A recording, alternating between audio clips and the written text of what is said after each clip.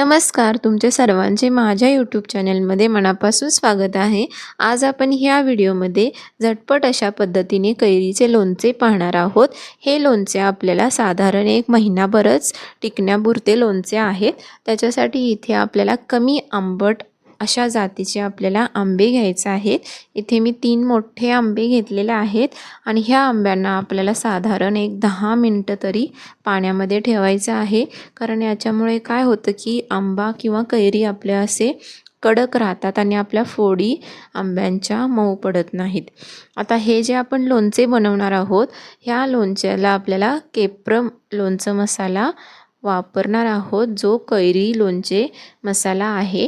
याच्यामध्ये 2 प्रकारचे लोणचे मसाला मिळतात, एक लिंबूसाठी आणि एक कैरींच्यासाठी। आता आपल्याला 10 मिनिटानंतर ह्या आंब्यांना पाण्यातून काढायचं आहे आणि याला स्वच्छ कापडाने पुसून घ्यायचं आहे। हे जे आपण लोणचे झटपट बनवणार आहोत, हे महिनाभर टिकण्यापुरतेच लोणचे आहेत। पण जरी आपण महिनाभर टिकवणार असलो तरी सुद्धा आपल्याला ह्या लोणच्यांना अगदी कोरडं अशा पद्धतीने पुसून घ्यायचं आहे किंवा करून घ्यायचं आहे। याच्यामुळे आपले लोणचे महिनाभरापेक्षा सुद्धा जास्त टिकतात। आणि लोणचे असं अगदी आंबट गोड तिखट लागतात, त्याच्यामुळे तुम्ही नक्कीच ही रेसिपी ट्राय करून बघा। आता याचे आपल्याला अगदी बारीक अशा पद्धतीने फोड करून घ्यायचे आहेत। तुम्हाला जसं आवडतं तसं तुम्ही करू शकता। आणि ह्याला आपल्याला अंदाजे जेवढं आपल्याला टेस्टनुसार मीठ घालायचं आहे आणि किसलेला गूळ इथे मी एक मोठं वाटी घेतलेला आहे। तुमच्या अंदाजानुसार तुम्ही कमी जास्त प्रमाणात घालू शकता। आता ह्या दोन्हींना आपल्याला ह्या फोडींना व्यवस्थित मिक्स करायचं आहे आणि मिक्स झाल्यानंतर इथे तुम्ही बघू शकता की पूर्णपणे मीठ आणि गूळ विरघळल्यानंतर याचा असा रस तयार झालेला आहे। आता याच्यासाठी आपण मसाला बनवणार आहोत।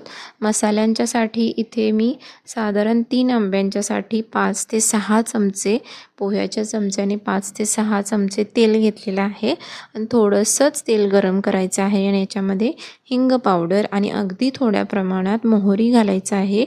आणि ह्या तेलाला आता गॅस बंद करायचा आहे आणि ह्या तेलाला आता आपल्याला पूर्णपणे थंड करून घ्यायचं आहे। आता याच्यामध्ये आपल्याला 1 चमचा लाल तिखट घालायचा आहे, जो आपण काश्मीरी बॅडगीपासून बनवलेला असतो, तो आपल्याला 1 चमचा घालायचा आहे। आणि केप्र लोणचं मसाला इथे मी 3 चमचे घातलेला आहे। दोन्ही प्रमाण मी पोह्याच्या चमच्यानेच घेतलेलं आहे आणि व्यवस्थित मिक्स करायचं आहे। पूर्णपणे तेल थंड झाल्यानंतरच घालायचं आहे, नाहीतर मसाला करपण्याची शक्यता असते आणि लोणचेसुद्धा आपले असे कडवट लागतात।